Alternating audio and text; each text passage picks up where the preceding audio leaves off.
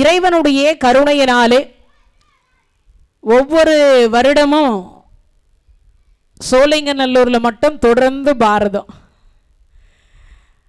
ஏன்னா மற்ற இடத்துல எல்லாம் பார்த்தீங்கன்னா 3 ஆண்டு காலத்திற்கு இல்லைன்னா 5 ஆண்டு காலத்திற்கு ஒரு முறை. அப்பா நல்லது சொன்னால் கூட கண்ணு வச்சிடுறாங்களா? எதுக்கு கண்ணு வைக்கிறாங்க? பாரதக்காரருக்கு வாய்ப்பு கிடைச்சா கண்ணு வைப்பாங்களா? பாரதக்காரர் என்ன சொல்லுவாங்க? பாரதம் கொடுக்குறவங்களுக்கு சந்தோஷமாக வருஷம் பாரதம் நடந்தால் பாரதக்காரருக்கு சந்தோஷமா இல்லையா? அது நான் இல்லை, எந்த பாரதத்துக்கு சொன்னாலும் ஒரு ஆளுக்கு வேலை கிடைக்குதா? பாரதக்காரருக்கு யாருக்கோ 10 நாளைக்கு வேலை கிடைக்குது இல்லையா? அது எவ்வளோ பெரிய விஷயம். அதில் எங்கே கண்ணு வைக்கிறது? எங்கள் கண்ணெல்லாம் சுத்தமாக படவே படாது. ஏன்னா எங்களுக்கெல்லாம் கண்ணுன்னு ஒன்று கிடையவே கிடையாது.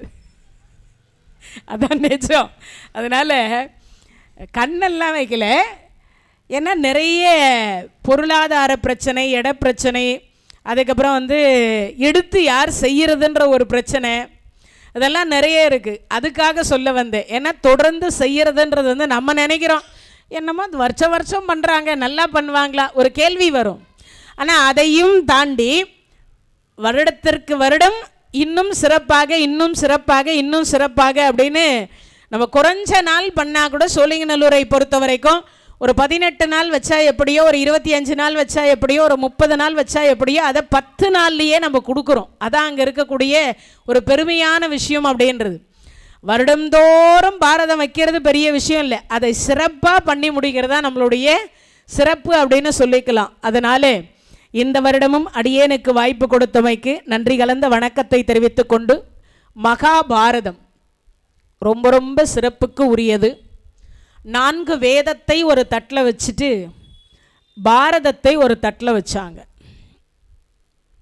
4 வேதம் இந்த தராசில் 4 வேதம் ஒரு தட்டில் இருந்தது. பாரதம் பாடி முடித்த உடனே அதை ஒரு தராசு தட்டில் ஒரு பக்கம் வச்சாங்க. அப்படி வைத்த பொழுது 2 பக்கம் எந்த பக்கம் சாயம்னு எல்லாரும் நினைக்கிறாங்க. 4 வேதம் தான் கீழே போகும்னு நினச்சாங்க எல்லாரும். ஆனால் பாரதம் தான் கீழே போச்சு, 4 வேதம் மேலே போயிட்டது. எல்லாருக்கும் ஆச்சரியம், என்ன இந்த 4 வேதத்தில் இல்லாதது இந்த பாரதத்தில் இருக்கான்னு. ஆமாம், இந்த 4 வேதம் படிக்க முடியாதவர்கள் நிறைய பேர் இருக்காங்க. இப்போ எனக்கெல்லாம் வேதம் தெரியாது, பாரதம் தெரியும். இவருக்கு வேதமும் தெரியும், பாரதமும் தெரியும். ஏன்னா அவர் வேதம் கற்றவர், அதனால் அவருக்கு வேதம் தெரியும். ஆனால் எனக்கு வேதம் தெரியாது. அப்போ என்ன அர்த்தம்? வேதம் படிக்க முடியாதவர்கள் பாரதம் படிக்கலான்னு அர்த்தம். வேதம் படிக்க முடியாதவர்கள் பாரதம் படிக்கலாம். அப்போது பாரதத்தில் இருக்கிறது தான் வேதத்தில் இருக்கான்னு. ஆமாம், சத்தியமான உண்மை. என்ன வேதத்தில் கொடுத்துக்கிறாங்களோ அதுதான் பாரதம். அப்போது பாரதம் என்பது பாரம் அதிகமானதனால் அதற்கு பாரதம்னு பேர். பாரம் அதிகமானதுனால அதற்கு பாரதம்னு. இன்னொன்று, நம்ம நாட்டில் பரத நாடு, பாரத நாடுன்னு ஒரு பேர் உண்டு. பாரதம் நம்ம நாட்டில் நடந்ததுனாலேயே நம்ம நாட்டுக்கு பாரத நாடுன்னு ஒரு பேர் உண்டு. பரதநாட்டியம் என்கின்ற ஒரு நாட்டியம் நம்ம நாட்டில் தான் முதல்ல பரதநாட்டியம் அப்படின்றது நம்ம நாட்டில் தான் முதல்ல அரங்கேற்றம். அதுவும் எங்கே முதல்ல அரங்கேற்றம்னா ராமேஸ்வரம் அப்படின்னு சொல்லக்கூடிய தலத்துக்கு பக்கத்தில் ராம்நாட்டிலிருந்து ஒரு 18 கிலோமீட்டர் தொலைவில் உத்தரகோஷ மங்கை அப்படின்னு சொல்லக்கூடிய தலத்தில் சிவபெருமான் ஆடிய முதல் நடனம் அந்த தலம். பூமியில் முதல் கோயில் அப்படின்றது அந்த தலம். இந்த தென்னாட்டுக்கு மட்டும் இல்லை, உலகத்துக்கே முதல் கோயில் சிவபெருமானுக்கு எங்கன்னா அங்கே தான். முதல் பரதநாட்டியம் சிவபெருமான் ஆடிய இடம் எதிரானா அங்கே தான். அதனால தான் நம்ம நாட்டுக்கு பாரத நாடு அப்படின்னு பேர் வந்துச்சு. வேறு எங்கேயும் நடத்தாமல் ஏன் இந்த பாரதம் நம்ம இந்தியாவுக்குள்ளே நடந்தது அப்படின்னா, நம்ம இந்துக்கள் அப்படின்னு சொல்லக்கூடியவர்கள் பாரம்பரியமாக நம்ம இந்து மதத்தை கடைபிடித்து ரொம்ப எல்லாம் புண்ணியமான இடம் எதுடா நடத்துறதுக்கு ஏற்ற இடம்னு பார்த்தாங்க. அதனால தான் இந்தியாவை இறைவன் தேர்ந்தெடுத்துக்கிறார். அதுக்கு தானே என்னமோ தெரில, நாமெல்லாம் இந்துக்கள் அப்படிங்கிற ஒரு பேர் உண்டு, நம்மளை எல்லாம் இந்துஸ்தானி அப்படிம்பாங்க. அப்போது இங்கே சொல்லுகிற பொழுது பாரம் அதிகமானதுனால அதற்கு பாரதம் என்று பெயர் வைத்தார்கள். 4 வேதத்தில் இருக்கக்கூடியதும் இருக்கும், 4 வேதத்தில் இல்லாததும் இருக்கும். ஒரு அப்பா எப்படி நடந்து கொள்ளணும், ஒரு அம்மா எப்படி நடந்து கொள்ளணும், ஒரு ஆசிரியர் எப்படி நடந்து கொள்ளணும், ஒரு மாணவன் எப்படி நடந்து கொள்ளணும், ஆண்டவன் எப்படி நடந்து கொள்ளணும், ஆண்டவனுக்கு தோழனாக இருக்கக்கூடியவர்கள் எப்படி நடந்து கொள்ள வேண்டும். சரி, இதெல்லாம் மட்டுமான சாதாரண மக்கள் எப்படி நடந்து கொள்ள வேண்டும், ஒரு அரசன் எப்படி நடந்து கொள்ள வேண்டும், ஆண்டி எப்படி நடந்து கொள்ள வேண்டும் அப்படின்னு எல்லாவற்றையும் அடக்கி ஒரு பாத்திரத்தில் கொடுத்தது போல கொடுத்தது தான் பாரதம். சரி, 10 நாள்ல சொல்லி முடிச்சிடலாமா? என் ஆயுசே போதாதுன்னும் போது 10 நாளில் பாரதம் சொல்லி முடிக்க முடியுமான்னா நிச்சயமாக முடியாது. ஒரு தென்னை பிள்ளையே ஒரு தேங்காய், பழுத்த தேங்காவை எடுத்து பூமியில் நட்டு வச்சுட்டு அதுக்கப்புறம் பார்த்தீங்கன்னா அதை என்ன பண்ணுவாங்க, அது கொஞ்சமாக வளரும். அதை எடுத்து இன்னொரு இடத்துல அந்த தென்னம்பிள்ளையை நடுவார்கள். அதுக்கு பேரே தென்னம்பிள்ளைன்னு பேர், தென்னங்கன்றுன்னு வாங்க. அதை எடுத்து இன்னொரு இடத்துல நட்டு வச்சு அதில் தேங்காய் காய்த்து அந்த தேங்காவை எடுத்து இன்னொரு இடத்துல நட்டு வைத்து அதில் தேங்காய் வரணுமா. அப்போ யோசிச்சு பாருங்கள் எவ்வளவு வருஷம் இருக்குன்னு. ஒரு தென்னை மரத்தில் வர்றதுக்கு இப்போ இல்லை, இப்போல்லாம் ஷார்ட்டாக 3 வருஷத்தில் தேங்காய் வர மாதிரி கண்ணு கொடுத்துட்டாங்க. ஆனால் ஒரு காலத்தில் 6 ஆண்டு காலத்திற்கு ஒரு முறை தான் என்ன வரும், தென்னை மரத்தில் பாலை என்பதை விடும் 6 வருஷத்திற்கு பிறகு.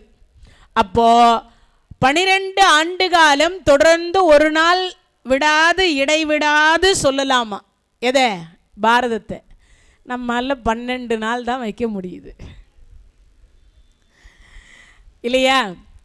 அந்த 12 வருடம் சொல்ல வேண்டிய பாரதத்தை 12 நாளில் நம்மால் முடிந்த வரைக்கும் முக்கிய கதை அப்படின்னு சொல்லக்கூடியதை சிந்தித்து நாம் எல்லாம் இந்த இடத்திற்கு சொல்ல நாம் எல்லாம் கடமைப்பட்டிருக்கிறோம். அதனால் முடிஞ்ச வரைக்கும் பக்த கோடிகள் அனைவரும் ஆலயத்தில் வந்திருந்து இதையெல்லாம் கேட்டு பயன்பெறணும்.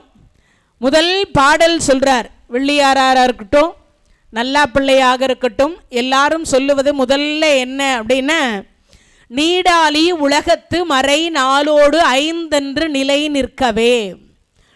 3 பக்கம் கடலால் சூழப்பட்டிருக்கிறது இந்த பூமி.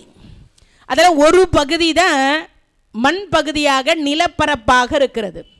இந்த நிலப்பரப்பில் வாழக்கூடிய 84 லட்ச யோனி வேதத்திற்கும் இந்த பாரதம் பொருத்தமானது. நீடாலி உலகத்து மறை நாளோடு, வேதம் 4, அந்த நாளோடு இவர் சொல்லுகிற பொழுது சொல்றார் 5 நிலை நிற்கவேன்னார். 5வது வேதம்ன்றார்.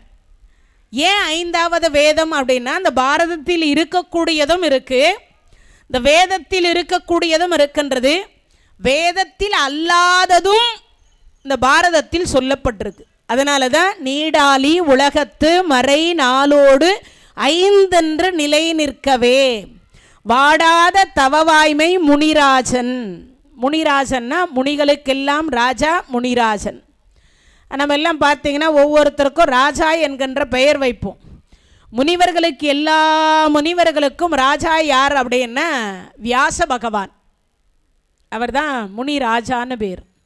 ஏன்னா நாம் எல்லாம் இன்றைக்கி இந்த பாரதத்தை படிப்பதற்கு மூல காரணம் யாருன்னா வியாதவியாசர்.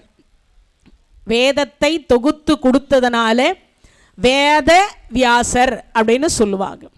அந்த வியாதவியாசராக இருக்கக்கூடியவர் மகாபாரதத்தை பாடலாம்னு நினச்சி போய் கேட்டாராம். முதல்ல பாடலாம், ஆனால் பாடுறவங்களே எழுதுனா கஷ்டம். பாடுறவங்களே எழுதுனா கொஞ்சம் ரொம்ப கஷ்டமாக இருக்கும். எழுதுறதுக்கு ஒரு ஆள் இருந்தால் சொல்ல எழுதிக்கிட்டே போகலாம். அதனால் என்ன பண்ணலான்னா, யார் எழுதுவா அப்படின்னு பார்த்து நேராக போனாரா, பிரம்மா கிட்ட போனாரா. ஏன்னா அவர் தான் எல்லார் தலையெழுத்தையும் எழுதுறவர். எழுதா குறைக்கு அழுதா வருமா வள்ளலார் பெருமான் சொல்கிறார். அன்று எழுதியவன் மாற்றி எழுத போகிறது கிடையாது அப்படின்னு சொல்லுவாங்க. அதே போல பட்டினத்தார் சொல்வார், மாதா உடல் சலித்தால் வல்வினையேன் கால் சலித்தேன், வேதாவும் கை சலித்து விட்டானே நாதா இருப்பையூர் வாழ் சிவனே இன்னும் ஓர் அன்னை கருப்பையூர் வாராமல் கா. அதில் சொல்லும் பொழுது சொல்வார், வேதாவும் கை சலித்து விட்டானே அப்படிம்பார். அதுக்கு என்ன அர்த்தம் அப்படின்னா, நம்ம தலையெழுத்தை எழுதி எழுதி எழுதி எழுதி பிரம்மா கை சோர்ந்து போச்சு. அப்படின்னா என்ன அர்த்தம்? பிறவி அவ்வளவு இருக்கா நமக்கு எல்லாருக்கும். அப்போ அந்த பிறவி தோறும் நமக்கு எல்லாருக்கும் கை சோர்ந்து விட்டது. அதனால இங்கே சொல்கிற பொழுது சொல்கிறார், வாடாத தவவாய்மை முனிராஜன் மா பாரதம் சொன்ன நாள். தவவாய்மை முனிராஜன் மாபாரதம் சொன்ன நாள். வாடாத தவவாய்மை முனிராஜன் மாபாரதம் சொன்ன நாள். சொல்லலான்னு நினைக்கிற பொழுது பிரம்மா சொல்லிட்டார், அப்பா ஏற்கனவே மனிதர்களுடைய தலையெழுத்தை எழுதி எழுதி எழுதி எனக்கு கை சோர்ந்து போச்சு, என்னால் எழுத முடியாதுன்ட்டார். என்ன சுவாமி எழுதுகிற நீங்களே முடியாதுன்னா நான் யாருக்கிட்ட போய் எழுதுறது? அதுக்கு அடுத்து சொல்கிறார், சரி யாருக்கிட்ட எழுதுறது? காக்கும் கடவுள்கிட்ட போகலாம். நேராக போனார், நாராயணர்கிட்ட போகிறார். சுவாமி நீங்களாவது கொஞ்சம் அந்த பாரதத்தை எழுதி கொடுங்களேன். அதற்கு நாராயணர் சொல்கிறார், அப்போ மத்தியானம் பேஞ்சது மழை மாதிரி, இடி மின்னல் புயல் காற்று மழை இதுக்கு எல்லாம் பெய்தால் கூட நான் பள்ளிக்கூட பக்கம் போனதில்லை. யார்? நாராயணர். 8 லட்சுமிக்கு வீட்டுக்கார். 1 லட்சுமி வந்தாவே நமக்கெல்லாம் கண்ணு தெரியாது. 8 லட்சுமியினுடைய கணவர் சொல்கிறார், நான் பள்ளிக்கூட பக்கம் ஒதுங்கினதில்லை. உடனே கேட்டுறாதீங்க, 4000 திவ்ய பிரபந்தம் பாட கேட்ட ஒரு பெருமான். ஆண்டாள் பிராட்டியார் பாடி கொடுத்து சூடி கொடுத்தது போல பாடியும் கொடுத்திருக்கின்றாள். அதே மாதிரி குலசேகர ஆழ்வார் பாடி பாடியே இருக்கார். பெரியாழ்வார் பாடி இருக்கிறார். அதையெல்லாம் கேட்டு ரசித்த ஒரு பெருமான் சொல்கிறார், ஏன் எழுத மாட்டார்னா அது எழுதுறதுக்குன்னு ஒருத்தர் இருக்கார், அவரை விட்டுட்டு நாம் ஏன் எழுதுவானேன்றதுனால அவர் சொல்லிட்டார், என்னால் எழுத முடியாது, நான் பள்ளிக்கூட பக்கமே போனது இல்லை அப்படின்னார். சரி உடனே பார்த்தார், இந்த கடவுள்களே ரொம்ப மோசம் போல இருக்குது, இந்த உலகம் உய்யும் பொருட்டு நான் பாரதம் பாடலான் இருக்கேன், யாராவது ஒருவர் எழுதி கொடுத்துருந்தா நல்லா இருக்குமே அப்படின்றார். ஆனால் எழுதி கொடுக்கல. சரி அடுத்து பார்த்தார், சிவபெருமான் கிட்ட போகிறார், ஈசா நான் உலகம் உய்யும் பொருட்டு பாரதம் பாடலாம் என்று இருக்கேன், நீங்களாவது கொஞ்சம் எனக்காக எழுதி கொடுங்கன்னார். சிவபெருமான் சொல்கிறார், நான் சிவனேன்னு இருக்க சொன்னா இருப்பேன், சும்மா இருக்கிறது எவ்வளவு கஷ்டம்னு பாருங்க. சும்மா இருக்கிறது எவ்வளவு கஷ்டம்ன்றது சும்மா இருக்கிறவங்களுக்கு தான் தெரியும். உட்காந்துக்குங்க, பாடணுமா? யாரும் வரல, பகவானை தான் பாடணும். பல்லாண்டு பல்லாண்டு பாடுங்களேன் எங்கள் பரந்தாமன் ஆலயத்தை நாடுங்களேன். பல்லாண்டு பல்லாண்டு பாடுங்களேன் எங்கள் பரந்தாமன் ஆலயத்தை நாடுங்களேன். எல்லோரும் அவன் நாமம் சொல்லுங்களேன், எல்லோரும் அவன் நாமம் சொல்லுங்களேன். இல்லை இல்லை என்போரை வெல்லுங்களேன், இல்லை இல்லை என்போரை வெல்லுங்களேன். நாராயணா ஹரி நாராயணா, நாராயணா ஹரி நாராயணா, நாராயணா ஹரி நாராயணா, நாராயணா லக்ஷ்மி நாராயணா. பல்லாண்டு பல்லாண்டு பாடுங்களேன் எங்கள் பரந்தாமன் ஆலயத்தை நாடுங்களேன்.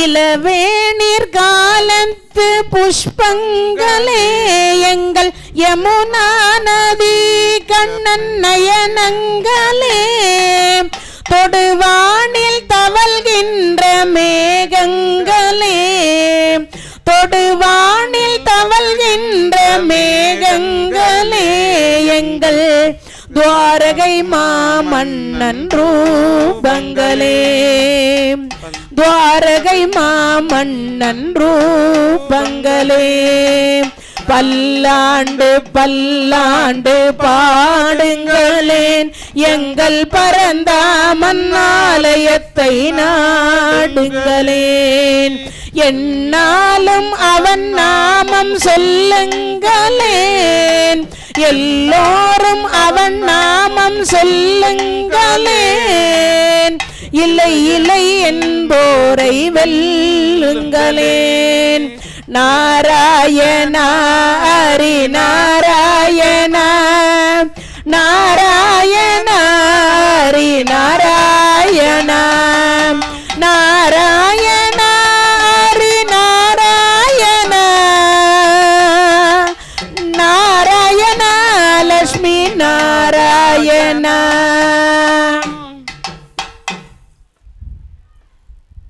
தாளம் மாறி மாறி போகுது.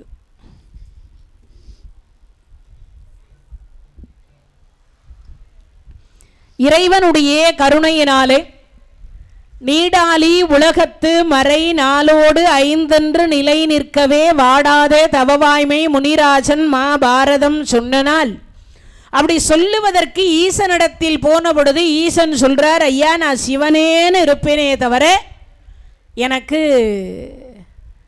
எழுத படிக்க தெரியாது. சிவபெருமானுக்கு உண்மையாகவே எழுத படிக்க தெரியாதா? எழுத படிக்க தெரியுமா தெரியாதா? தெரியும். தெரியும். திருவாசகத்தை எழுதி கொடுத்த பெருமான் சிவபெருமான்.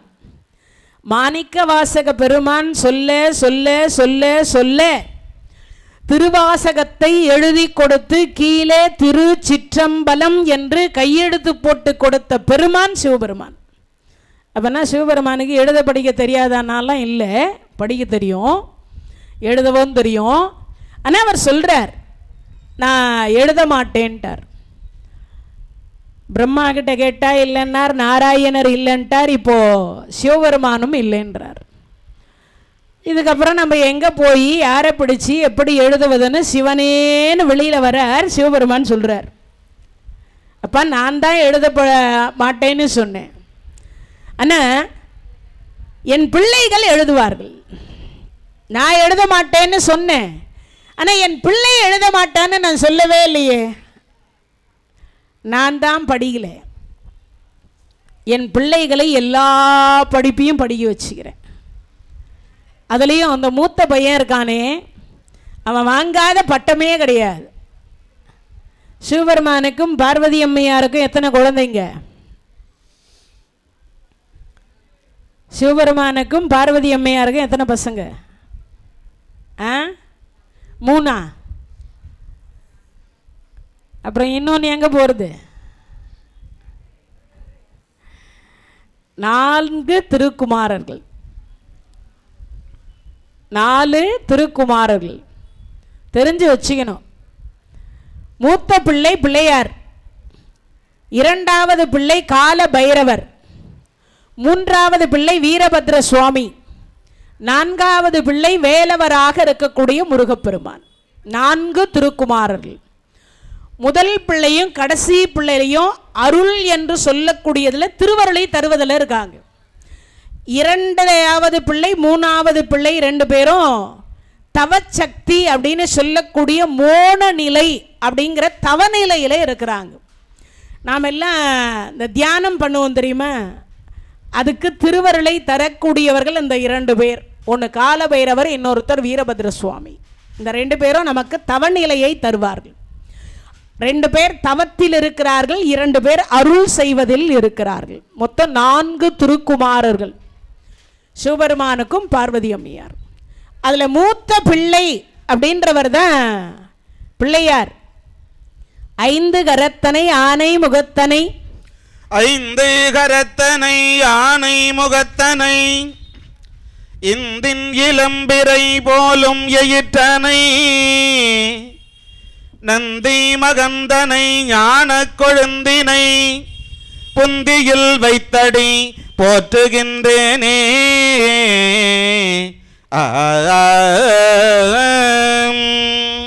ஐந்து கரத்தனை ஆனை முகத்தனை இந்தின் இளம்பிறை போலும் எயிற்றனை நந்தி மகந்தனை ஞான கொழுந்தினை. மூத்த பிள்ளை ஞானத்தினுடைய ஒரு சொரூபம்.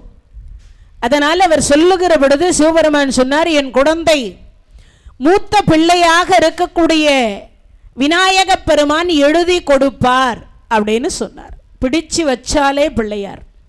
மஞ்சள்ல பிடிச்சு வைக்கணும், பசும் சாணத்தில் பிடித்து வைக்கணும், அதே மாதிரி சந்தனத்தில் பிடித்து வைக்கணும். பிடிச்சு வச்சு அது மேலே 2 அருகம்பிள்ளை வச்சுட்டா பிள்ளையார் வந்துட்டதாக ஐதீகம்.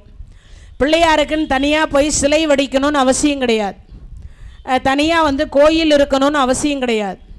பிடிச்சு வச்சுட்டாலே அந்த இடத்துல பிள்ளையார் வந்துடுவார். ஒரு பிடி பிடிச்சி அப்படி வச்சிடணுமா, எதை? மஞ்சள், பசும் சாணம், அதே மாதிரி சந்தனம். இது 3த்துலேயும் பிடிச்சு வச்சா பிள்ளையார் வந்துடுவார்னு அர்த்தம்.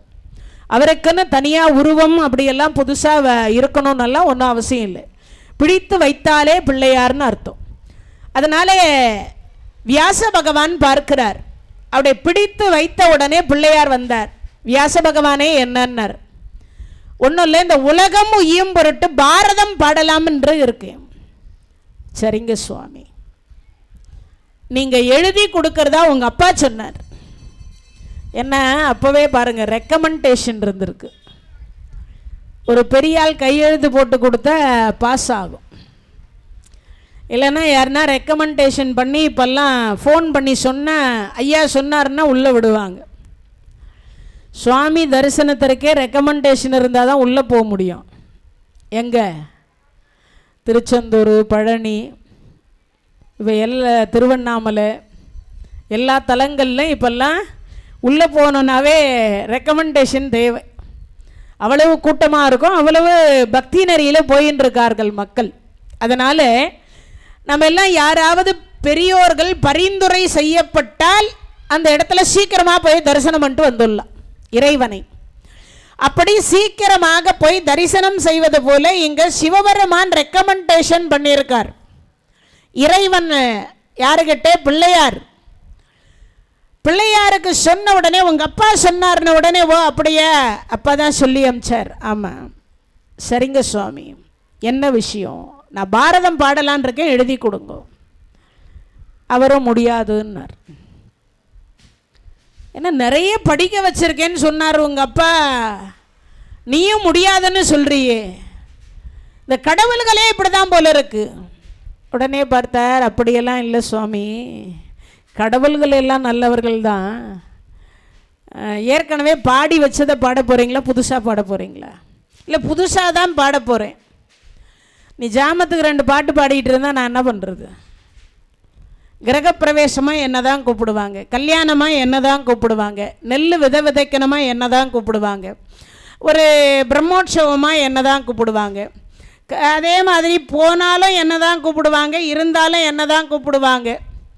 எதற்காவது பிள்ளையார் வழிபாடு இல்லாமல் இருக்கா? யோசிச்சு பாருங்க. பிள்ளையார் வழிபாடு அப்படின்னு சொல்லக்கூடியது இல்லாமல் எந்த இடத்துலையாவது இருக்கா? எந்த இடத்துலையுமே கிடையாது. அப்போ அந்த பிள்ளையார் வழிபாடு என்று சொல்லக்கூடிய வழிபாடு செய்தது தான் எல்லாம். அதனால் நான் ரொம்ப பிஸியாக இருக்கேன்னார். அப்போனா என்ன அர்த்தம்? எப்போவுமே அவர் வேலையிலேயே இருக்காருன்னு அர்த்தம். நம்ம கூப்பிட்டா ஓடி வருவாராம். அதுக்காக தான் பிள்ளையார் சொல்கிறார், நீ ஜாமத்துக்கு 2 பாட்டு பாடிட்டு இருந்தால் என்னால் எழுதி கொடுக்க முடியாது. நான் எழுதுகிற வேகத்திற்கு நீ பாடினா நான் எழுதி கொடுக்க தயார். அப்பா, இப்போ தான் வியாச பகவானுக்கு போன உசுறு திரும்பி வந்தது மாதிரி ஆச்சு. போன உயிர் திரும்பி வந்தது போல் ஆயிற்று. உடனே சொன்னார், சுவாமி நான் பாடுறேன், ஆனால் ஒரு நிபந்தனை. என்ன நிபந்தனை? பொருள் தெரிந்து எழுதணும். அதான் அங்கே இருக்கிற விஷயம். நான் பாடுறேன், நீடாலி உலகத்து மறை நாளோடு ஐந்தென்று நிலை நிற்கவே. இதுக்கு இந்த வரிக்கு என்ன அர்த்தம்? நீடாலின்னா இந்த உலகத்தை சுற்றி 3 பக்கம் கடல், 1 பக்கம் நிலம். அந்த நிலத்தில் வாழக்கூடிய உயிரினங்கள் அதில் முக்கியமாக அரிது அரிது மானுடராய் பிறத்தல் அரிது, கூன் குருடு செவடு பேடு நீங்கி இருக்கக்கூடிய மனித குலத்திற்கு பாடக்கூடிய ஒன்று. இந்த பாரதத்தை படித்தால் 4 வேதத்தை படிக்க வேண்டும் என்கின்ற அவசியம் இல்லை. அதனால் இந்த பாரதம் அவ்வளவு முக்கியமானது அப்படின்னு சொல்லக்கூடிய வரியை இங்கே வைக்கிறார். முதல் வரி அதுதான். நீடாலி உலகத்து மறை நாளோடு. நாலுன்னா என்னது? வேதம். ருக்வேதம், எதிர்வேதம், சாமவேதம், அதர்வன வேதம், 4 வேதம். இந்த 4 வேதத்தில் இருக்கக்கூடியதும் பாரதத்தில் இருக்கு, இல்லாததும் இருக்கு. அதனால சொன்னார் 5வது வேதம்னார். அதுக்கு அடுத்து சொல்றார் முனிராஜன் மகாபாரதம் சொன்ன நாள்னார். இந்த மகாபாரதத்தை சொன்ன நாள்னு உடனே அவர் பாட்டுக்கு என்ன பண்ணாரா, மேருமலையில் உட்கார்ந்து பிள்ளையார் எழுதுறார். மேருமலையில் ஏடாகமாமேறு வெற்பாக அங்கோர் எழுத்தானிதன் கோடாக எழுதும் பிரானை பணிந்து அன்பு கொர்வாமரோ.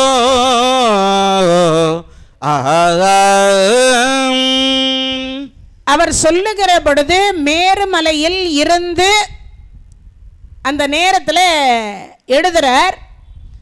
இந்த சும்மா இருக்க மாட்டாமல் இந்த சனி பகவான் பார்த்தார். ரொம்ப நாள் டைம் கேட்டார் பிள்ளையார்கிட்ட. ரொம்ப நாளாக கேட்குறார், ஐயா நான் உங்களை பிடிக்கணும், கொஞ்சம் நேரம் கொடுங்க. ஐயா நான் உங்களை பிடிக்கணும், கொஞ்சம் நேரம் கொடுங்க.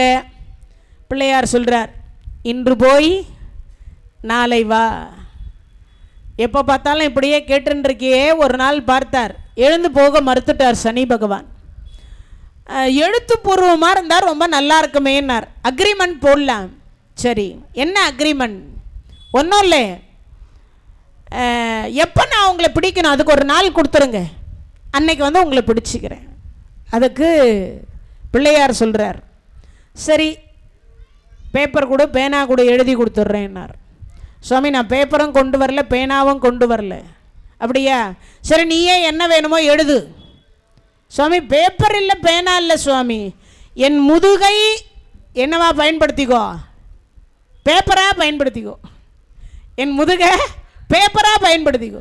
சுவாமி எழுத்தானே கொண்டு வரல, சுவாமி எழுத்தானே கொண்டு வரல. தன் தந்தத்தை ஒடித்து கொடுத்தார். என்னென்ன அறிவில்லாத சனி பகவான் கேட்டார், என்ன எழுதுறதுன்னார். அப்போ இவர் சொல்கிறார், நாளை வா, எழுதி வச்சுட்டு போவோம். இன்று போய் நாளை வா. இன்னைக்கு வரைக்கும் அப்படி தான் இருக்கான். நாமெல்லாம் போனால் முகம் காட்டுகின்ற பிள்ளையார், சனி பகவான் போனால் மட்டும் முதுக காட்டின்னு இருக்கார் இன்னைக்கு வரைக்கும். அதனால் உன்னை பிடிக்க முடியலையேன்ற உனக்கு இருக்கு இல்லையா, எழுத்தாணி மேலே போய் உட்கார்ந்துடுற, நீ என்ன பண்ணுவ? பாரதம் எழுதின்னு இருக்கார் பிள்ளையார்.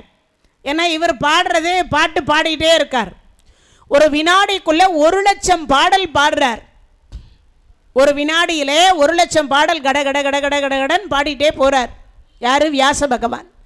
இவரை எழுதிக்கிட்டே போகிறார். ஏன்னா இவருக்கு எழுதுறவருக்கு கொஞ்சம் கஷ்டம். என்னது, பொருள் தெரிந்து எழுதணும்.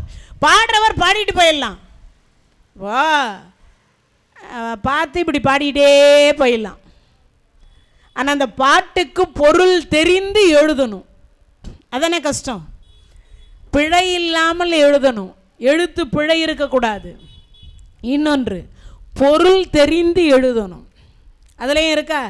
அதில் இவர் சொல்லுகிற பொழுது சிலதில் என்ன பண்ணுறாருன்னா 2, 3 பதம், வார்த்தை ஒன்று தான். அதுக்கு வேதம் அது ஒரே ஒரு வார்த்தை, 3 எழுத்து. ஆனால் என்ன வேதம்? ருக்வேதம், எதிர்வேதம், சாமவேதம், அதர்வன வேதம், 4 வேதம். இது 5வது வேதம். இப்போ இவர் சிந்திக்கணும், சிந்திச்சுட்டு அதுக்கப்புறம் தான் எழுதணும். யார்? பிள்ளையார். இப்படி சிந்திச்சு சிந்திச்சு எழுதுகிற பொழுது இவர் பார்த்தார், சனி பகவான் அந்த எழுத்தாணி மேலே போய் உட்காந்துட்டார். அந்த எழுத்தாணி மேலே போய் உட்காந்துட்டார். உட்கார்ந்த உடனே என்ன ஆகும் யோசித்து பாருங்க. அடுத்த வினாடி பார்த்தார், எழுதுறாரு. எழுதலான்னா எழுத்தாணி எழுத மடுக்குது. அவர் பாட்டு கட கட கட கடன்னு போயிடுச்சு. எது 2, 3, 4, 5 லட்சம் போச்சு. 5 லட்சம் பாட்டும் 1, 2, 3, 4 நினைவு வச்சுக்கணும். யார்? பிள்ளையார். யோசிச்சு பாருங்க. இப்போது இன்னைக்கு பாரத தொடக்கம். நான் இன்னைக்கு தொடங்கிறத விட்டுட்டு 18வது நாள் போர் சொன்னால் எப்படி இருக்கும்? கதை மாறி போயிடும் இல்லையா? அப்போது அந்த ஒரு பக்கம் என்ன கதையோ அந்த கதைக்குரியதை அடுத்து வரணும் இல்லையா? அதனால் இவர் பார்த்தார். அப்படியா, நினைவு வச்சுட்டே இருக்கார். சனீஸ்வரா, இதுவா நேரம்? இந்த நேரத்துலையா எழுத்தாணி மேலே உட்கார்றது? கொஞ்சம் எழுந்திருக்கா, நான் பாரத்தை எழுதி முடிச்சிடுறேன். அப்போ தான் முடியாதுன்னார். 2வது முறையாக ஒடித்தார். எதை? இந்த அழகான தந்தத்தை ஒடித்து எழுதியது தான் இந்த பாரதம். யார்? பிள்ளையாரனுடைய ஒரு பக்கம் தந்தம் பார்த்தீங்கன்னா பாதி ஒடிஞ்ச மாதிரி இருக்கும். எல்லா பிள்ளையார்கிட்டையும் பாருங்கள், பாதி தந்தம் ஒடிஞ்சு இருக்கும். அந்த ஒடிந்தது முதல்ல சனி பகவானுக்கு ஒடிச்சு கொடுத்தார். எதே? இன்று போய் நாளை வான்னு எழுதுறதுக்கு. அதே மாதிரி இப்போ பாரதத்தை எழுதுவதற்காக ஒரு முறை ஒடித்தார். இப்போ எழுதுறார். அதனால தான் எழுத்தாணி அங்கூர்தன் இங்கே சொல்கிறார். கூரான எழுத்தாணியை வச்சு அதை பாரதத்தை எழுதுகிற பொழுது சனி பகவானாக இருக்கக்கூடியவர் அதன் மேலே அமர்ந்த ஒரு காரணத்தினால் தன் அழகான தந்தத்தை ஒடித்து எழுதி கொடுத்த ஒரு பெருமான். யாரு? பிள்ளையார். அந்த பிள்ளையாரை முதல்ல வணங்கிட்டு இந்த பாரதத்தை தொடங்குறேன்னு வியாச பகவான் சொல்லுகிறார். ஏடாகமாமேறு வெற்பாக அங்கோர் எழுத்தாணிதன் கோடாக எழுதும் பிரானை பணிந்து அன்பு கூர்வாமரோ.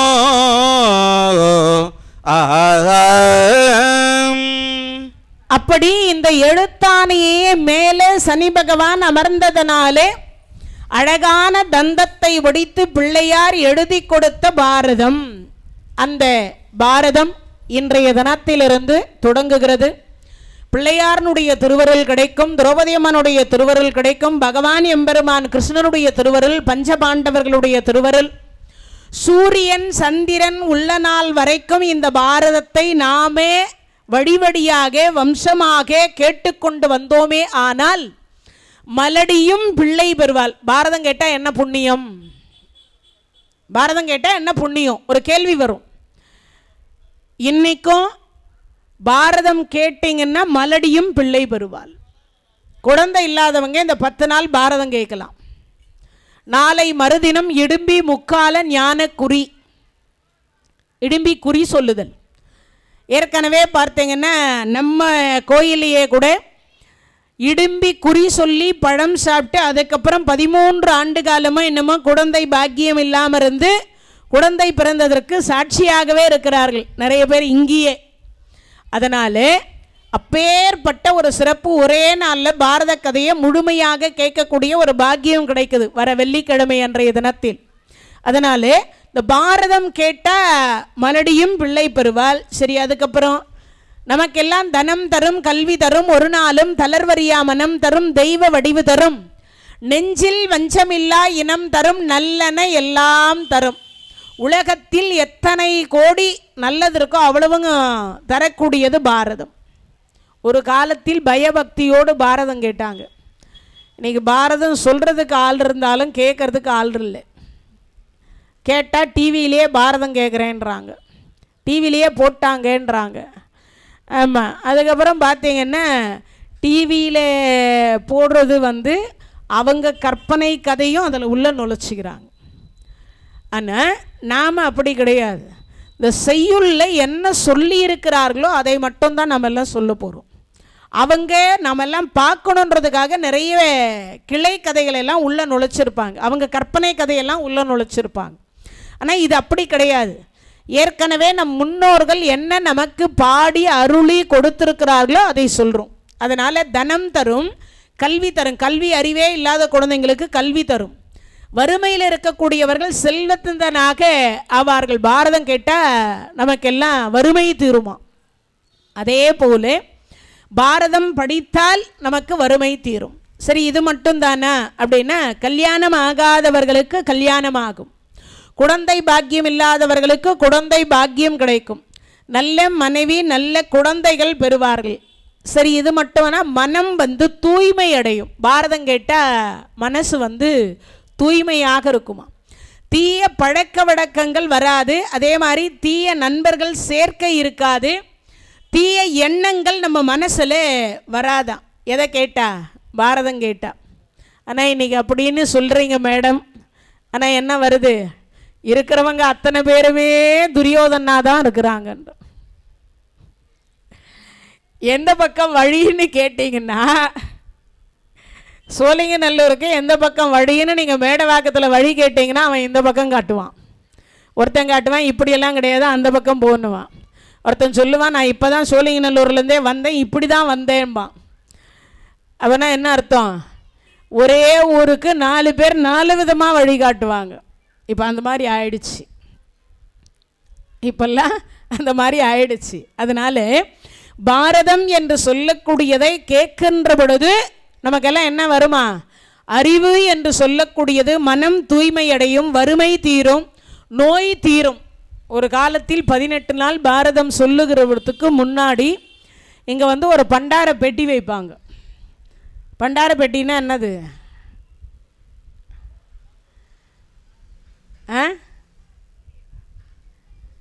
உண்டியல்னா உண்டியல்னு சொல்லியிருப்பேனே. பண்டாரம் அப்படின்றது என்னது? ஐயரே சொல்லுங்க. திரௌபதி அம்மன் கோயிலில் என்ன கொடுப்பாங்க? மஞ்சள். அதை தான் பண்டார பெட்டின்பாங்க. அதை தான் பண்டார பெட்டின்பாங்க. அதில் என்ன பண்ணுவாங்கன்னா அந்த மஞ்சள் போடுவாங்க. அந்த மஞ்சளில் என்ன பண்ணுவாங்கன்னா முதல் நாள் பாரதம் ஆரம்பிக்கிற அன்னைக்கு ஒரு கருப்பு துணியை எடுத்து மடித்து அந்த பண்டாரப்பட்டியில் வச்சு பூட்டு போட்டு பூட்டிடுவாங்க. இதெல்லாம் ஒரு 50 வருஷத்துக்கு முன்னாடி கண்டிப்பாகவே நடந்ததாக சொல்லப்படுகிறது. சில இடங்களில் எல்லாம் பூட்டிட்டாங்கன்னா எல்லார் முன்னாடியுமே அந்த பூட்டு அப்படியே தான் இருக்கும். அதை யார் கையிலையும் இருக்க மாட்டாங்க. பொதுவாக ஒரு ஆள் இடத்துல மட்டும்தான் அதுக்கு சாவி இருக்கும், வேறு யாருக்கிட்டையும் இருக்காது. பொதுவாக அது யாருக்கிட்டனா அந்த கோயில் பூசாரி ஐயர்கிட்ட தான் அந்த சாவி கொடுப்பாங்க. ஆனால் பண்டாரப்பட்டி தினமும் இங்கே வந்துடும். அதுக்கு மேலே அந்த சாட்டை என்கின்ற ஒன்றை வைத்து விடுவார்கள். 18 நாள் பாரதம் முடிந்து விட்ட பிறகு தர்மருக்கு பட்டாபிஷேகம் முடிச்சதுக்கப்புறம் அந்த பண்டாரப்பட்டியை திறந்து பார்த்தா கருப்பாக இருக்கிற துணி வெள்ளையாக இருக்கும். இது நடந்ததான்னு கேட்டுறாதீங்க, நடந்த உண்மை. ஆனால் இப்பெல்லாம் அந்த அளவுக்கு நாம் எல்லாம் கட்டுப்பாடோடு இல்லைன்னு அர்த்தம். பாரதம் காப்பு கட்டிட்டாங்கன்னா அந்த ஊரில் என்ன இருக்காது? கவுச்சி கடை இருக்காது. அதே மாதிரி காப்பு கட்டிட்டாங்கன்னா மது என்று சொல்லக்கூடியதை விளக்கிடுவாங்க. அதே மாதிரி வீட்டுக்கு ஒரு ஆள் காப்பு கட்டிடுவாங்க. இன்றைக்கும் பார்த்தீங்கன்னா நம்ம பருகூர், கிருஷ்ணகிரி, தருமபுரி இந்த சைடில் எல்லாம் காப்பு கட்டிட்டு ஒரு வீட்டுக்கு ஒரு ஆள் கண்டிப்பாக பாரதம் கேட்க வந்தே தீரணும். வராத வீட்டுக்கு ஒரு நாளைக்கு 500 ரூபாய் ஃபைன் போடுவாங்க. அந்த அதுக்குன்னே நின்றுட்டுருப்பார். அங்கே ஒரு கோல்காரர்னு ஒரு கொம்பு வச்சு நின்றுட்டுருப்பார். கையில் பண்டார பெட்டியை கொடுத்துருவாங்க. அதில் விபூதி, குங்குமம், மஞ்சள் இருக்கும். அதை வச்சுட்டு உள்ளே வருவாங்க. அவர் சொல்வார் அந்த கோல்காரர்னு, அவருக்கு பேரே கோல்காரர்னு பேர். அப்படின்னா என்ன அர்த்தம்னா, யார் வீட்டிலேருந்து இன்னைக்கு ஆள் வரலையோ அவர் தான் அதை கணக்கெடுத்து சொல்வார். அவங்க வீட்டில் வந்து மறுநாள் 500 ரூபாய் கட்டிட்டு போகணும். பாரதம் கேட்க வரலைன்னா அவங்க வீட்டிலேருந்து வந்து 500 ரூபாய் கட்டிட்டு போகணும். ஒரு காலத்தில் அப்படி இருந்தது. தூய்மையாக பாயில் தூங்க மாட்டாங்க. காப்பு கட்டிட்டா பாயில் தூங்க மாட்டாங்க. பாரத சொற்பொழிவாளர்களே பாயில் தூங்கக்கூடாது. தலைக்கு என்ன வச்சுன்னு தூங்குவாங்க தெரியுமா? மணக்கட்டைன்னு சொல்லுவோம் இல்லையா, மனை, அதை வச்சுன்னு தான் தூங்கணும். வெறுமனையாக கீழே துண்டு விரித்து, மஞ்சள் கலரில் துண்டு விரித்து தான் படுக்கணும். மஞ்சள் கலரில் தான் வேட்டி கட்டுவாங்க, மஞ்சள் கலரில் தான் புடவை கட்டுவாங்க அந்த காப்பு கட்டினுங்கிற எல்லாரும். அப்படி தூய்மையான பக்தியோடு இருந்து 18 நாள் பாரதம் முடித்து தர்மருக்கு பட்டாபிஷேகம் முடித்து விட்ட பிறகு அந்த பண்டார பெட்டியில் வைக்கப்பட்ட துணி அப்படி பிரித்து பார்த்தா என்னவாக இருக்குமா? கருப்பாக இருந்த துணி வெள்ளையாக இருக்குமா. இந்த பக்திக்கு அதை காட்டுவாங்க உதாரணமாக. அப்பேற்பட்ட ஒன்று எது? பாரதம் சாதாரணமானது கிடையாது. பாரதம் படிக்கிறதோ கேட்குறதோ இல்லை நடிக்கிறத அந்த தெருக்கூத்தை பார்க்குறதோ அதுக்கு எல்லாத்துக்குமே ஏதாவது ஒரு வகையில் புண்ணியம் செய்தவருக்கு மட்டுமே அந்த பாக்கியம் கிடைக்குமா. இந்த திருவிழா நடத்தணுன்னா கூட அதுக்கு ஏதோ முன் ஜென்மத்தில் ஒரு புண்ணியம் பண்ணியிருந்தால் அந்த பாக்கியம் கிடைக்குமா. இந்த கோயிலுக்கு ஏதாவது ஒரு உபயம் பண்ணுறோன்னா அதுக்கு ஒரு புண்ணியம் பண்ணியிருந்தால் தான் அந்த பாக்கியம் கிடைக்குமா. அப்பேற்பட்ட சிறப்பு இந்த பாரதத்திற்கு உண்டு.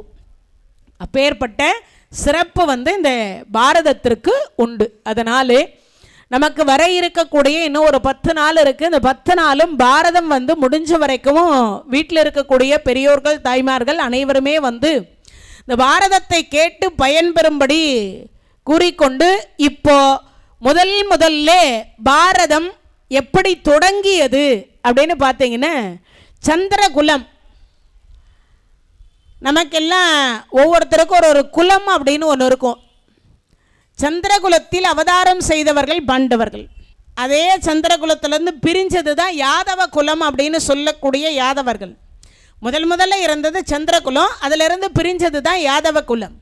அதுக்கடுத்து பார்த்தீங்கன்னா சூரிய குலத்தில் தான் ராமபெருமான் அவதாரம் செய்தார். சூரிய குலம் அப்படின்றதுல தான் ராமபெருமான் அவதாரம் செய்தார். அப்போது ஒவ்வொருவருக்கும் அந்த குலம் கோத்திரம் அதை தான் சொல்லுவாங்க. கோத்திரம் அறிந்து என்ன எடுக்கணும், பெண் எடுக்கணும், பாத்திரம் அறிந்து பிச்சை போடணும். அப்போதிலிருந்து இன்னைக்கு வரைக்கும் அது உண்டு. இப்போ இங்கே சொல்லுகிற பொழுது சொல்கிறார், முதல்ல எப்படி அவதாரம், பாண்டவர்களுடைய அவதாரம் எப்படி வந்தது, சந்திரனுடைய மரபு என்று சொல்லக்கூடியதில் அவர் சொல்கிறார். பொருந்த வானுரை தாள் தலை, வானுரை தாள் கலை நாடொரும் புணர்வான் அருந்த வானவர்க்கு ஆரமுதை அன்புடன் அளிப்போன் திருந்த வானவர்க்கு அறியவன் செஞ்சடை முடிமேல் இருந்த வானவன் பெருமையை யார்கொலோ இசைப்பார்.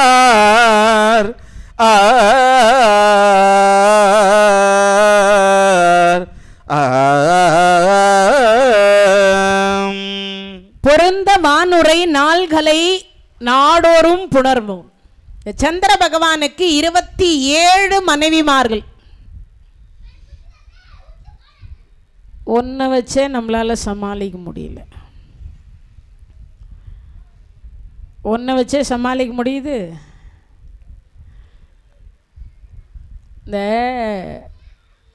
வாரியார் சுவாமிகள் சொல்வார், என் குருநாதர் என்ன சொல்வார்னா, படத்துக்கு போனாலும் விடாதான், மடத்துக்கு போனாலும் விடாதான். யாரு அது ஒரு இந்த சனி தொட்டா விட்டுருவாராம். ஒரு 7.5 சனி, அஷ்டமத்து சனி, அஷ்டோத்திர சனி, மங்கு சனி, பொங்கு சனி, தலை சனி, உடம்பு சனி, பாத சனி, இத்தனை சனி இருக்கா? ஆமாம் இருக்குது. இதெல்லாம் தொட்டா விட்டுடும்.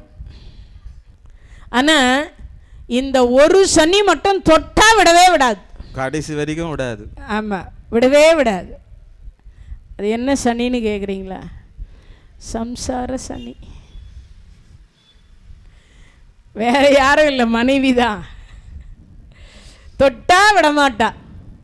சன்னியாசியாக போடுறனால என்ன சொல்வாலாம், ஜீவனம்சம் கொடுத்துட்டு போகும்பாலாம்.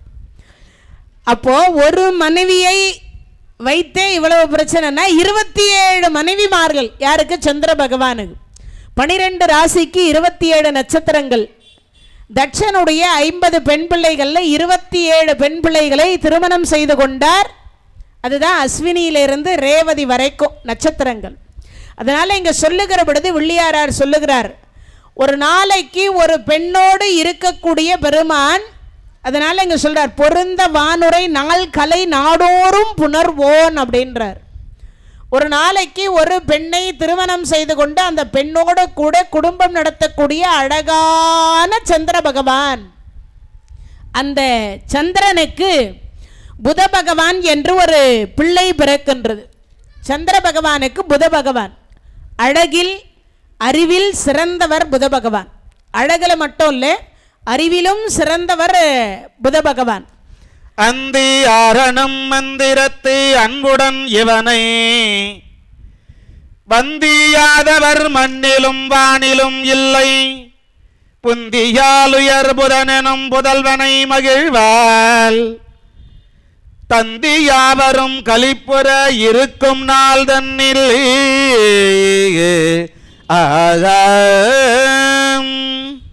புத பகவான் என்று சொல்லக்கூடியவர் அவதாரம் செய்கிறார். சந்திர பகவானுக்கு மகன் புத பகவானாக அவதாரம் செய்கிறார். அப்படி அந்த புதன் என்று சொல்லக்கூடிய வம்சாவழி அப்படின்றதுல தான் சந்திரனுக்கு மகன் புத பகவான்.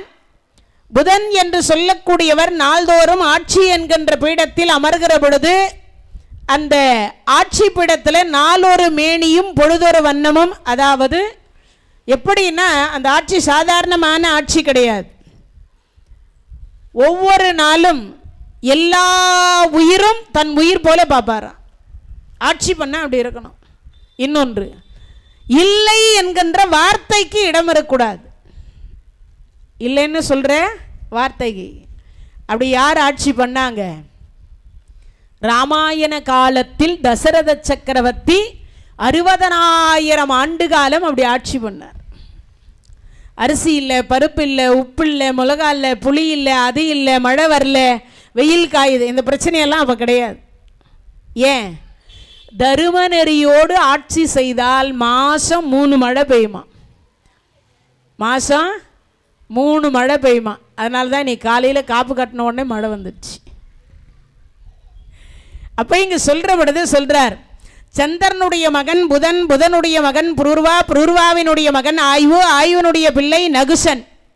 இந்த நகுசன் என்ன பண்ணுறான்னா நல்ல யாகம் வளர்க்கிறான். சாதாரணமான யாகம் இல்லை, ஒரு 100 அஸ்வமேத யாகத்தை செய்கிறான். 100 அஸ்வமேத யாகம். அப்படி அஸ்வமேத யாகம் செய்தால் என்ன பலன்? என ஒரு அஸ்வமேத யாகம் செய்தவர் ராமபெருமான். 100 அஸ்வமேத யாகம். இந்த பாரதம் கேட்டால் யாகம் வளர்த்ததனுடைய புண்ணியத்தை பெறலாம். ஒரு கணபதி ஹோமம் பண்ணுறீங்க இல்லையா, ஒரு நவகிரக சாந்தி ஹோமம் பண்ணுறீங்களா, அதே மாதிரி ஒரு நம்ம எல்லாம் ஏதாவது யாகம் வளர்ப்போம் இல்லையா, அது மாதிரி யாகம் வளர்த்தால் என்ன புண்ணியமோ அந்த புண்ணியம் பாரதம் படித்தால், பாரதம் கேட்டால் கிடைக்கிறது. அப்பேற்பட்ட, ஏன்னா எல்லாராலையும் யாகம் வளர்க்க முடியுமானா முடியாது. நம்மெல்லாம் வருஷத்துக்கு ஒரு முறை கணபதி ஹோமம் பண்ணோம் நம்ம வீட்டிலையே, இல்லையா ஒரு 3 வருஷத்துக்கு ஒரு முறையாவது பண்ணணும், இல்லையா 5 வருஷத்திற்கு ஒரு முறையாவது கணபதி ஹோமம் பண்ணணும் வீடுகளில். உண்டு கிடையாது. 12 வருஷத்துக்கு ஒரு முறையே பண்ணுறதில்ல. அவன் எங்கேருந்து நாமெல்லாம் 3 வருஷத்துக்கு 5 வருஷத்துக்கு பண்ணுறது. 100 அஸ்வமேத யாகம் செய்தார் நகுசன். இப்போ அதை செய்து முடித்தவர் 100 அஸ்வமேத யாகம் செய்தால் இந்திரனுடைய பதவி கிடைக்கும். என்ன பதவி கிடைக்குமா? இந்திரனுடைய பதவி. சப்த ரிஷிகள் வான்வழியாக வராங்க. வந்தவர்கள் பார்த்தாங்க, அப்பா வா போகலாம். எங்கே? இந்திரலோகத்துக்கு, தேவலோகத்துக்கு. அங்கே என்ன இருக்குன்னார். ஒன்றும் இல்லை, காமதேனு, கற்பக விருட்சம். காமதேனு அப்படின்னா அங்கே பால் குடித்த என்றும் 14. எங்கள் வீட்லேயே அந்த பசுமாடு தான் நிறைய இருக்குது. சரி, கற்பக விருட்சம் அப்படின்னா கேட்டதெல்லாம் கொடுக்கும். சிந்தாமணி சிந்தித்ததை தரும். கௌஷிகமணி வேண்டாம். அதெல்லாம் இங்கேயே நிறைய இருக்குயா, வேற என்ன இருக்குது? காமதேனு வேணாம், கற்பக விருட்சம் வேண்டாம், சிந்தாமணி வேணாம், கௌஷிகமணி வேணாம், இந்திரனுடைய பதவி வேண்டாம், எல்லாம் வேண்டாம் வேண்டாம் வேண்டான்னு சொன்னான் நகுசன். கடைசியாக வந்த சப்த ரிஷிகள் சொல்கிறாங்க, அப்பா இந்திரனுடைய மனைவி இந்திராணி உனக்குன்னாங்க. சொன்ன உடனே பார்த்தார், தூக்கு பல்லக்கேன்றார். 100 அஸ்வமேத யாகம் செய்தவனுடைய குணம் என்னவா இருக்குன்னு பாருங்க. எங்கே போச்சு குணம்? ஆவதும் பெண்ணால் அழிவதும் பெண்ணால் போயிடுச்சா? குணம் அங்கே போயிடுச்சு. இப்போ இவர் பார்க்கிறார், தூக்கு பல்லக்குன்னா அதில் சப்தரிஷிகள்ல முதல்ல முன்னாடி பல்லக்கை தூக்கி கொண்டு போகக்கூடியவர் அகத்திய மகரிஷி. அவர் எவ்வளோ உயரம் இருப்பார்? நமக்கு இடுப்பளவு தான் இருப்பார். நாமெல்லாம் 5 அடினா அவர் 2 அடி இருப்பார், இல்லைன்னா 3 அடி இருப்பார். அவ்வளவுதான் அவருடைய உயரம். 3 அடி இருக்கக்கூடிய அந்த 2 அடி இருக்கக்கூடிய அகத்திய மகரிஷியினுடைய உயரம். மற்ற மகரிஷிகள் எல்லாரும் ஹைட்டாக இருப்பாங்க. 6 பேர் ஹைட்டாக இருக்காங்க. இப்போ 6 பேரில் 7 பேரில் ஒருவர் குள்ளமாக இருந்தால் அந்த தூக்கிட்டு போகக்கூடிய பல்லக்கு இவருக்கு ஈடு கொடுத்து தூக்கணும். மற்ற 6 பேரும் யோசிங்க,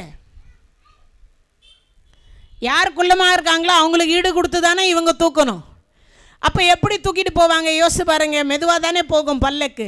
இப்போ இந்த மெதுவாக அடி மேலே அடி வச்சு அந்த பல்லக்கு போகுது. இந்த 100 அஸ்வமேத யாகம் பண்ணான்ல, அவனுக்கு குணம் பாருங்க. சப்தரிஷிகளே சீக்கிரம் போங்க, சீக்கிரம் போங்க. அதாவது வடமொழியில் என்ன அதுக்கு அர்த்தம்னா சர்பே சர்பே சர்பேன்னா. சர்பேன்னா வடமொழியில் சீக்கிரம் போ, சீக்கிரம் போன்னு அர்த்தம். நம்ம தமிழ் அகத்தியருக்கு அது புரியலை. இவன் என்ன நம்மளை பார்த்து சர்பே சர்பே சர்பேன்றானே, நீ சர்பமாக போக கடவாது கொடுத்துட்டார் சாபம். மலைப்பாம்பா வந்து மேலிருந்து தொப்புன்னு கீழே வந்து விழுந்தான். எவ்வளவு யாகம் பண்ணி என்ன குணம் பிரயோஜனம்?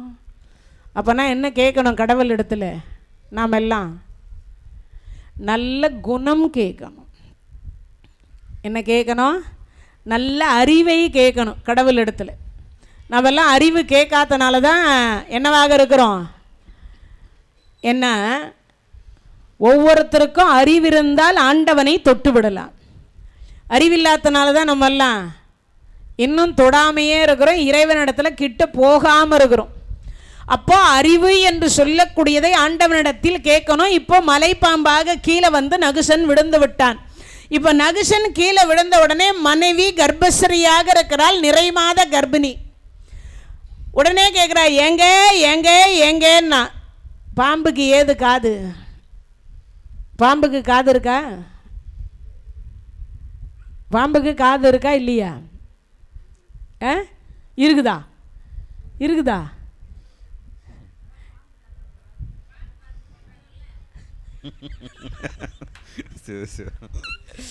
பாம்புக்கு காது இருக்கான்னு கேட்டா எல்லாரும் கேட்கறது பாம்பு காது மாதிரி கேட்குறாங்களா? பாம்புக்கு காது இல்லை.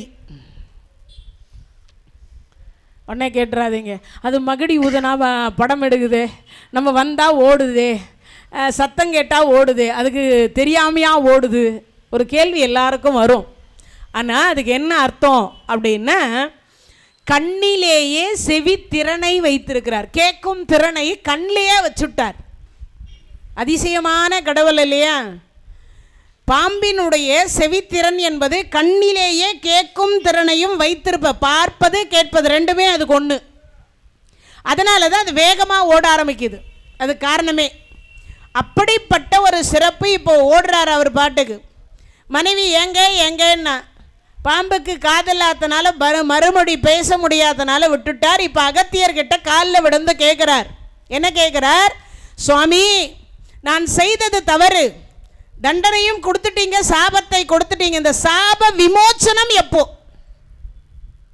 அதுக்கு அகத்திய மகரிஷி சொல்றார், உன்னுடைய வம்சாவளியில் 36வது தலைமுறையிலே தர்மராஜா என்ற ஒரு ராஜா பிறப்பார். அந்த ராஜா காட்டுக்கு வருவார். அப்படி காட்டுக்கு வருகிற பொழுது அவனுடைய தம்பி பீமசேனனை நீ விழுங்கினால், யாரு? இந்த மலைப்பாம்பு. இந்த மலைப்பாம்பு என்ன விழுங்கணுமா? பீமசேனரை விழுங்கணுமா? அப்படி விழுங்குகிற பொழுது யார் பார்க்கணும்? உன்னை தர்மராஜா பார்க்கணும். நீ தர்மராஜாவை பார்த்தா இல்லை, உன்னை தர்மராஜா பார்க்கணும். அப்போதான் உனக்கு சாப விமோச்சனம். இதை சொல்லி முடித்தார். அது எப்போ 36 வருஷத்துலேயே நடந்துரும்னு நினைக்கிறீங்களா? இல்லை, இவருடைய பையனே 1000 வருஷம் வாழ போகிறார். அப்போ 36 தலைமுறைனா எவ்வளோ வருஷம் பாம்பாக இருக்கணும்னு யோசிச்சு பாருங்க. ஒரு சிறிய தவறு எவ்வளவு பெரிய விளைவை கொடுத்ததுன்னு யோசிச்சு பார்க்கணும். எவ்வளவு பெரிய விளைவை கொடுக்குதுன்னு பாருங்க.